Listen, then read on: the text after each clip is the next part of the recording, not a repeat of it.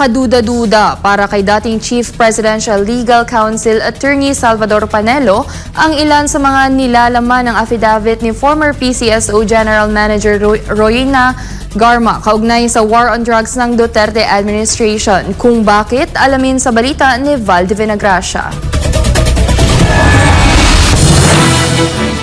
Hindi kumbinsido si dating Chief Presidential Legal Counsel Attorney Salvador Panelo sa nilalaman ng affidavit ni dating Philippine Charity Sweepstakes Office o PCSO General Manager Royina Garma. Kaugnay ito sa umunay war on drugs campaign ng administrasyon ni dating Pangulong Rodrigo Duterte. Ani Panelo, sa umpisa pa lang ng kanyang sinumpaan sa Laysay, kapansin-pansin nang hindi ito nagtutugma. Sinabi ni Garma sa kanyang affidavit, madaling araw pa lang ay tumawag sa kanya si Duterte at sinabing pumunta ito sa kanyang bahay. At sa naturang pag-uusap nila, inatasan daw siya ng dating Pangulo na maghanap ng police officials o operatives na miyembro ng Iglesia ni Cristo na pasok sa kanyang kwalifikasyon. At kalaunan ay kinilala nga ito na si National Police Commission Commissioner Edelberto Leonardo na inatasan naman umanong bumuo ng Presidential Anti-Organized Crime Task Force.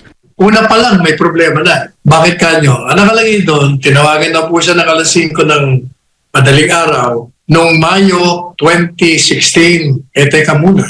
Noong Mayo 2016, election pa lang yon. Hindi pa alam ng Presidente Duterte kung mananalo siya o hindi. Kasi hindi naman nakalagay doon exactly date. May, that was the time elections were being made. So hindi mo pa alam kung after the election na ba yan? Kabilang rin sa pinuna ni Panelo ang sinasabing Davao model ni Garma na ginamit sa pagpapatupad ng war on drugs sa buong bansa.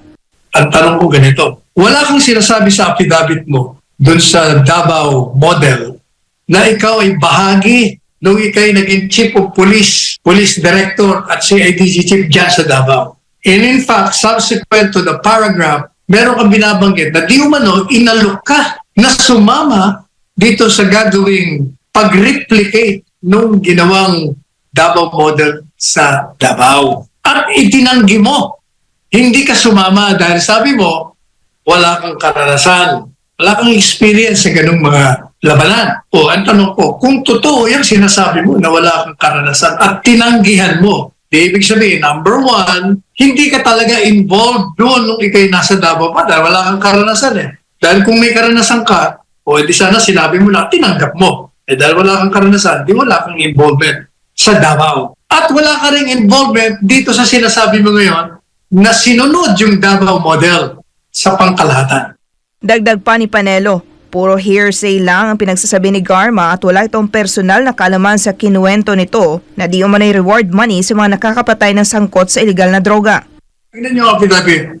I was informed. O ibig sabihin you were informed na ganito ganyan. Kwento lang sa'yo. Tapos sinabi mo, it was conveyed to me, pinarating sa akin. O di ibig sabihin, wala ka na naman personal na kaalaman. Ibinita lang sa'yo. Madalis sabi, wala kang kaalam-alam na personal doon sa mga kinikwento mo. Madalit sabi, hearsay. At kung hearsay, hindi ka panipaniwala.